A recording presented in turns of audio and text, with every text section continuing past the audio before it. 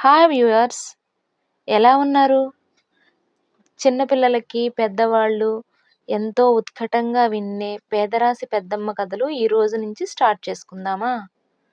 పేదరాశి పెద్దమ్మ కథలు. పూర్వకాలంలో ప్రతి ఊరిలోనూ వయసు మళ్ళిన ఒక ముసలమ్మ బ్రతుకు తెరువు కోసం చిన్న చిన్న పనులు చేసుకుంటూ ఉండేది. వాటిల్లో కొన్ని పూలు, అల్లికలు అమ్మకం, బాటసారులకు విశ్రాంతి కొరకు అన్నపానాదులు సమకూర్చి పెట్టడం, ఇలా పలు రకాల పనులు చేసి ఊరివారు బాటసారులు ఇచ్చిన కొద్ది మొత్తంలో బ్రతుకు వెళ్ళబుచ్చటం చేస్తుంది. వీరి పేదరికాన్ని చూసి వీరికి పేదరాశి అని, వయసులో పెద్దది కాబట్టి పెద్దమ్మ అని పిలవటం జరిగేది. ఈ పేదరాశి పెద్దమ్మలు బాటసారులకు తమ ఊరి గురించి, చుట్టుపక్కల ప్రాంతాలలో ఉండే విశేషాలను చెబుతూ ఉండేవారు. మరికొందరు ఊళ్ళో ఉండే పిల్లలను చేరబిలిచి రకరకాల కథలను వారికి చెబుతుండేవారు. ఈ పేదరాశి పెద్దమ్మ చెప్పే కథలు పిల్లలకే గాక పెద్దవారికి కూడా ఎంతో ఉపయోగకరంగా ఉండేవి. ఆమె కథలో ఎంతో నీతి కూడా కనిపించేది. పిల్లలు పేదరాశి పెద్దమ్మ కథలు అనగానే ఎంతో ఉత్సాహంగా చెవులొగ్గి విన్నారు. పేదరాశి పెద్దమ్మ చెప్పే కథలు గ్రంథస్థం చేయబడినవి కాదు, ఒకరి నుండి మరొకరికి మౌలికంగా చెప్పబడినవే. ప్రతి కథలోనూ నీతి ఉంటుంది. కథ కూడా ఆహ్లాదంగా ఉంటుంది. అనేక రకాల కథలు అనేక మంది చేత చెప్పబడినవి కదా. అందుచేత ఈ కథలలో కొన్ని కథలు జంతువుల పాత్రలోనూ, మరికొన్ని మనుషులకు సంబంధించినవి ఉంటాయి. పేదరాశి పెద్దమ్మ కథలు కాలక్షేపానికి, వినోదానికి, లోకజ్ఞానానికి, నీతిని పెంపొందించడానికి ఇలా పలు రకాలుగా ఉపయోగపడతాయి. ఇందులో మనకు పేదరాశి పెద్దమ్మ ఒక్కొక్క కథని చెబుతూ ఉంటుంది కాబట్టి పేదరాశి పెద్దమ్మ పాత్ర మనకు కనిపించదు, కేవలం కథలు మాత్రమే ఉంటాయి. ఈరోజు మొదటి కథ. ఆలోచన లేని పని కూడదు.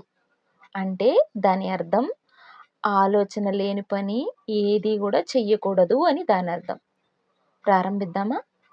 భారతదేశంలో గల పురాతన నగరాలలో పురుకుత్సాహం అనేది ఒకటి ఉండేది.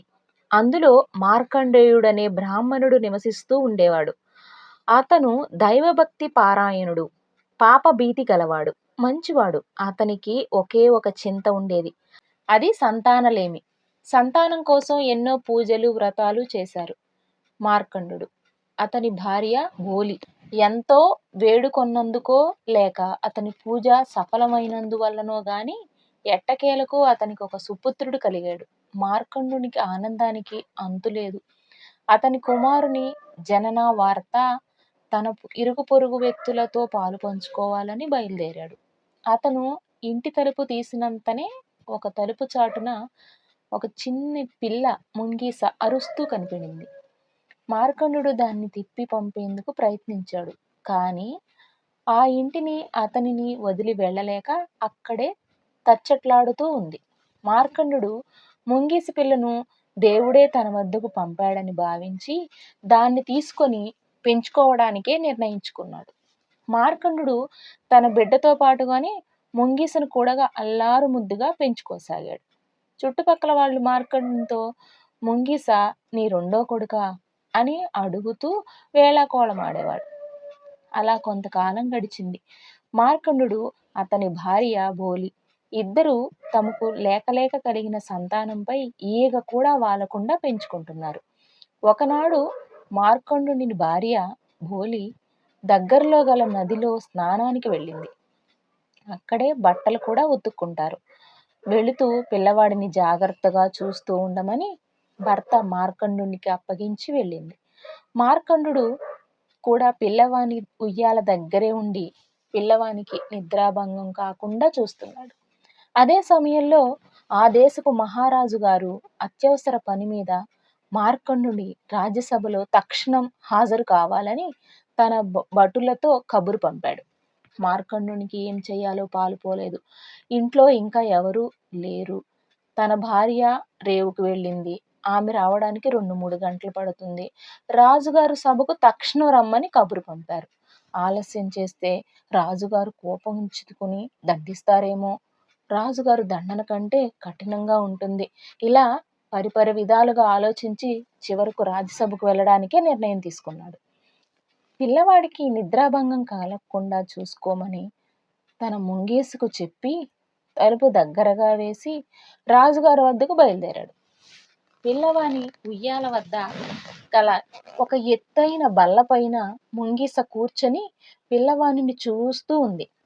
పిల్లవాడు హాయిగా నిద్రపోతున్నాడు. ఇంతలో ఒక నల్ల త్రాచు పాము ఒకటి ఆ ఇంట్లోకి ప్రవేశించింది. అది అటూ ఇటూ తిరుగుతూ బుసలు కొడుతూ పిల్లవాడు నిద్రిస్తున్న ఉయ్యాల దగ్గరకు వచ్చింది.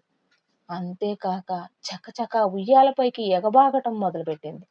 కంటికి రెప్పలాగా చూస్తున్న ముంగీస కంట్లో అది పడింది. అంతే, ముంగీస ఊరుకుంటుందా? కుదుటున దానిపైకి దూకింది. రెండూ కింద పడ్డాయి. జాతి వైరం కదా, భీకరంగా పోట్లాడుకున్నాయి. ముంగీస ఎట్టకేలకు పాము మెడన గట్టిగా ఒరిసి పట్టుకొని కసుక్కున కొరికింది. గిలగిలలాడు కొట్టుకుంటూ పాము ప్రాణాలు విడిచి. ముంగీస కసి తీరలేదు. ఆ పామును ముక్కలుగా చేసింది. గదంతా రక్తసిక్తమైంది. ముంగీస మూతికి పంటికి రక్తం అంటుకుంది. ఈలోగా రాజుగారి వద్దకు వెళ్ళిన మార్కండుడు మళ్ళీ ఇంటికి వచ్చాడు. తలుపు తెరిచాడు. యజమాని వచ్చాడన్న ఆనందంతో ముంగీస అతనికి ఎదురెళ్ళింది. రక్తసిక్తమై ఉన్న ముంగీస నోటిని చూసి యజమాని నోట మాట రాలేదు. ఆందోళన పెరిగింది. పిల్లవానిని ఒంటరిగా ఒక మృగానికి అప్పగించి వెళ్ళడం తనదే పొరపాటు లేక కలిగిన పిల్లవానిని ఈ ముంగీస దారుణంగా చంపి ఉంటుందని భావించి తన ఒరలో కత్తిని తీసి ఒక్క వేటుతో కోపంగా ముంగీసను నరికి చంపాడు మార్కండుడు. గిలగిలా కొట్టుకొని ముంగీస మరణించింది. ఇంటిలోకి పోయి చూసిన మార్కండుడు నిశ్చేష్టుడయ్యాడు. పిల్లవాడు ఉయ్యాలలో ఆదమరిచి నిద్రపోతున్నాడు. గది అంతా రక్తసిక్తమై నల్లత్రాచు ముక్కలు ముక్కలుగా పడి ఉంది. పరిస్థితి అర్థమైన మార్కండుడు, అయ్యో, నాకు మేలు చేసిన ముంగీసను తొందరపాటుతో పొరపడి చంపేశానే అని విచారించాడు. ఈలోగా నదికి వెళ్ళిన మార్కండుని భార్య బోలి కూడా వచ్చింది. భర్త చేసిన పనిని ఎంతగానో విచారించింది. అందుకనే ఆలోచన పని కూడదు అన్నారు అని చెప్పింది ఈ పేదరాశి పెద్దమ్మ. నచ్చిందా? సబ్స్క్రైబ్ చేసుకోండి. మళ్ళీ నెక్స్ట్ ఎపిసోడ్ కోసం.